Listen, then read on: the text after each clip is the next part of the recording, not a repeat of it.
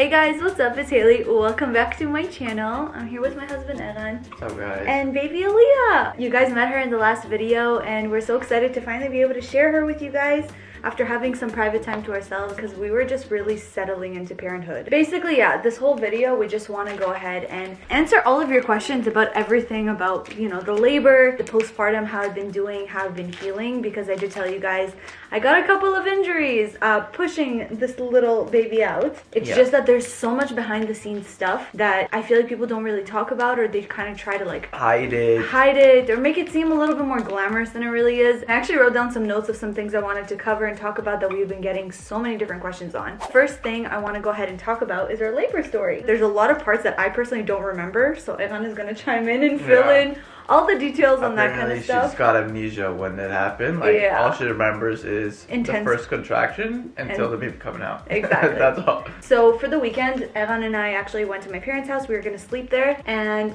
it just so happened that at 5 a.m. in the morning, while we weren't in our house, and I looked at Eran, I was like, Eran, I think this is it. Yeah, like literally wake up and I just see her standing like hovered over the bed, like touching me, and I'm like, what's wrong? And she's like, I think today's the day. And I'm like, oh, great. The feeling of contractions, it's pretty much like, people say it's like period pains, like cramps, but like really super intensified, but it didn't really feel like that. It felt like something was like tightening my stomach to the point of like no release. But the great thing about it was, even though the contractions hurt so much, knowing that they come in periods and you get like a break in between. Like an interval, like what, a 5-minute interval? Yeah, so eventually they got like faster and faster. Anyway, so we head to the hospital at like 11 a.m. They took us into a private like birthing suite. And at that point, literally, you would think it's like in the movies where you just go and you push right away. But not at all. They're just like, okay, so we're basically just gonna wait.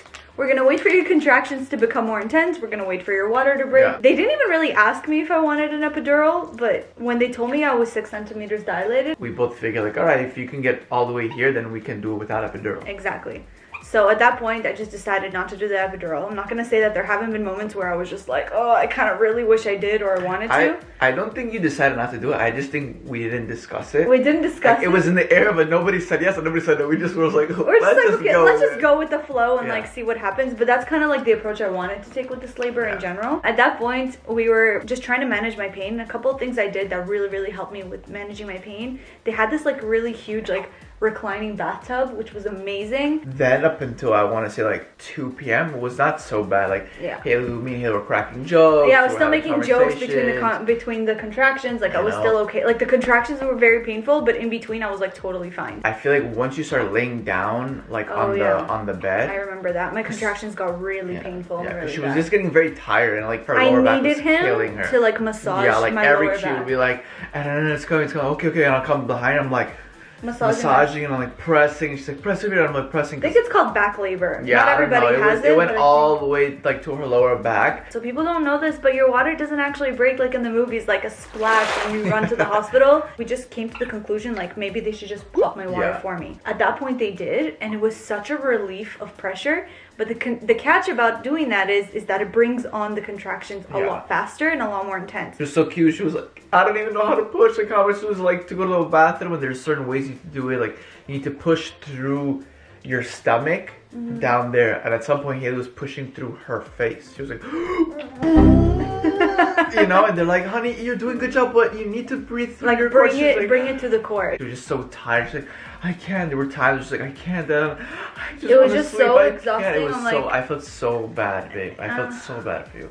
I know. But I was just like, come on, hey, we're almost there. Like, it's still almost there. He was literally so cute. I really feel like the only thing that like encouraged me to keep pushing and keep going was that he was whispering in my ear the entire time, like, you're almost there. I see that. Even though he didn't see the head or anything, he's like, I see the head. I see the head. And basically at some point, like we were pushing and I actually started feeling like the pressure of her coming down. They even said like, do you want to touch the head?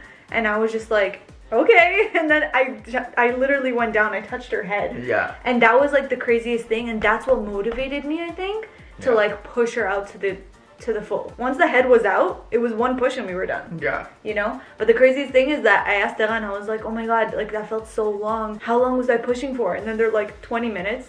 And I'm like, 20 minutes? I'm like, that literally felt like hours of my life. It felt like hours. It was so long. I don't know, the reward that you get afterwards. It's like, again, we wanted this for so long, we're trying for so long, and like I feel like everything I went through up until now was like, it was worth it. Of course. And I guess that's what's the bigger picture about it. So my labor was very quick. I mean, we got there at 11. At 4 o'clock, she was already here. And everybody said, the midwives literally told me, they're like, okay, you are built for labor. You need to have a lot of children. And I was just like, can I just take this one home for now and like get back to you, you know? Yeah, they said she did very well for her first time. And when she actually came out, the first thing they did is I wanted them to put her on my chest right away. They do that like for most people because it's really good for baby. It regulates her heartbeat and her blood sugar levels. And then they took us to postpartum, which pretty much means like 24 hours you get to stay in the hospital. But that's when I discovered all of my injuries, all of the things that came after. And once the adrenaline kind of, you know, like once the adrenaline died down and everything, that's when I ended up having a 2nd-degree tear down there, which is not fun. You don't feel it at all during your labor, and you don't feel the stitching either because they numb you, you know? So they were stitching me like on the spot, and I was holding her like I wasn't even really paying attention to what they were doing. It's more of like the aftercare of it, like you end up being swollen down there. It burns to pee, like you're gonna have to use like a little spray bottle to clean yourself up every time you use the bathroom. So like that's something I kind of expected going in. So like I was like, okay, I tore, most people do tear, it's not a big deal. But something that was like so difficult for me that I started feeling only after, I think I actually ended up injuring my tailbone. She was like this, and she like grabbed onto the back of her stairs, and she pushed you just like this. That. But all my pressure... But all the pressure went on her tailbone over here, so... Bottom line, like when I was on the bed at that point, I was like, Eran, I can't move. Yeah. I can't get up. I can't sit. I felt so bad. Whatever. She couldn't move. She couldn't sit. She was only able to sit in a certain position on the bed. So I never got like an actual analysis to see if I broke it or if I injured it, but like it was just so sore, and it's been what, almost 3 weeks, and I'm still in pain. Like, guys, I'm sitting on this. How glamorous. It's like a donut cushion that I can actually sit, and like my tailbone wouldn't touch the actual bottom. But for the longest time, this is how I was sitting. I would only be able to sit like on my thighs or like on my butt cheek, but I wouldn't be able to put any pressure on my tailbone. I asked her, I'm like, how long can I take these like medications for? And she was like, honey, you had a non-medicated birth. You can take all the drugs you want right now. Bottles and so bottles. She gave me like Aleve and Tylenol, ibuprofen, like everything, and she's just like, take it. And I think that was the most difficult part, is like, she's such a good baby. And the thing is that I couldn't even properly like enjoy her because I couldn't just sit and hold her and stare at her. And that was honestly like the most difficult part. In the first couple of weeks, that was the hardest part for us. After that, everything was fine. I think she pooped. You poop? Of course, when you go to Daba, you poop, huh? So now I'm going to quickly get into the whole breastfeeding aspect and like how difficult that was for me. In the beginning, she latched onto one boob and not onto the other. So I was constantly feeding her on the one, which was our mistake. It was what one of the nurses suggested us to do. She's like, oh, just breastfeed on the boob that she keeps taking. And because I did that, she ended up like destroying that boob. Like that nipple hurt so bad. It was really, really bad. You're supposed to alternate. And then we had another nurse help get her to latch on the second side, which was good. Bottom line is, I had a lot of pain breastfeeding. And it's something that was very, very detrimental on my emotions, more because of the guilt. You know, the guilt that everybody makes moms feel about you need to solely breastfeed. If you're not breastfeeding, like breast is best. Don't give formula, don't supplement, do any of that kind of stuff. And I feel like emotionally that was so hard on me. Like Eran knows, I was in so much pain. All I wanted to do was to get her weight up because her weight was going down in the first few days. And then I was just crying to Eran all the time saying like, I want to breastfeed, but this is so difficult. It's like impossible. Like I was at a point where like she was sucking on my boobs and I was crying because it was just that painful. And I really, really didn't know what to do. And I think the issue is that we got so much advice from so many different people, and everybody's advice was great to a point, but then I feel like it kind of confuses you. You know, you don't know what's right, what's wrong. And then I kind of just realized that fed is best. I mean, I know a lot of people say that, but the whole point was that we needed to get her weight up. So at that point, we started supplementing some formula because I didn't even have enough milk to sustain her. So what we decided to do in order to give my nipples a little bit of a break but still keep her fed is that we would do one breastfeeding session and then one bottle, like formula. One breastfeeding session, one bottle formula. At this point, she takes the bottle no problem, she takes the breast no problem, so we're really happy with like doing both. Her poops are good, she's pooping every single day, she's wetting a bunch of diapers, and she's gaining weight, which is honestly all we want. Fed is best, you guys. Don't let anybody tell you what to do with your baby because it is your baby. And there's been so many people who are solely just formula fed and they're totally healthy and fine. Like, I was a formula baby. A lot of people were formula babies, and it's totally okay.